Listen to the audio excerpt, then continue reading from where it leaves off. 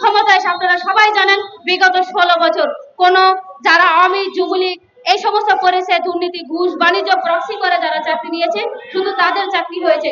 আপনার উচিত ছিল 5ই আগস্টের পরে এই 16 বছরের নির্যাতিত শিক্ষার্থীদের একটা ওয়াইসি হলো তাদেরকে একটা বড় সড় নিয়োগ দেওয়া, তাদেরকে একটা চাকরির সুযোগ দেওয়া। কারণ এই 26 লাখ আপনারা প্রত্যেকে জানেন 26 লাখ 54,000 শিক্ষার্থী সারা বাংলাদেশে বেকার, প্রত্যেকে মাস্টার্স পাস ইয়ার কি করেন সাধারণ শিক্ষার্থীর সাথে। আপনাদেরটা দেখে দেখে এখন বেসরকারি প্রতিষ্ঠানগুলো চাকরি নিতেছে না, তারাও বলে দেয় 32, তারাও বলে দেয় 30। 26 লাখ শিক্ষার্থী মানে একটা বিশাল সংখ্যা। আপনারা আমাদেরকে দেশের বোঝা বানাচ্ছেন, অথচ আমাদের রক্ত চুষে আমাদের ইনকাম ট্যাক্সের ভ্যাটে আপনারা বেতন নিচ্ছেন, যা হাওয়া খাচ্ছেন এসির হাওয়া আর গাড়িতে চলতেছেন।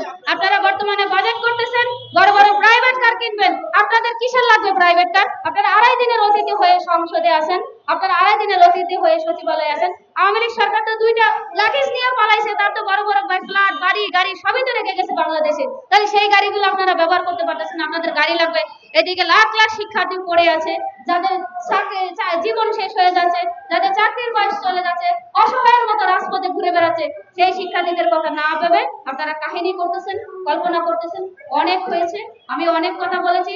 আমার কথা আমি উপদেষ্টাদের কাছে বিনীতভাবে অনুরোধ করছি, এখানে শুধু আমি সাথী একজন নয়, আমার 26,54,000 শিক্ষার্থী ভুক্তভোগী।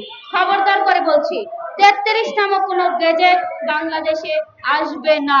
হয় সুপারিশ 35-37 আপনারা দিবেন, আর না হয় আমাদেরকে 3 বছরের ব্যাকডেট দিবেন।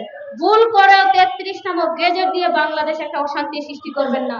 আমরা ছাত্র সমাজ আমাদের এই ফ্যাসিস্ট সরকারকে আমরা রক্তের বিনিময়ে আপনাদেরকে আমরা বাংলাদেশ উপহার দিয়েছি, সুন্দর বাংলাদেশে বসার সুযোগ দিয়েছি, আপনাদেরকে আমরা সচিবালয়ে যাওয়ার সুযোগ দিয়েছি।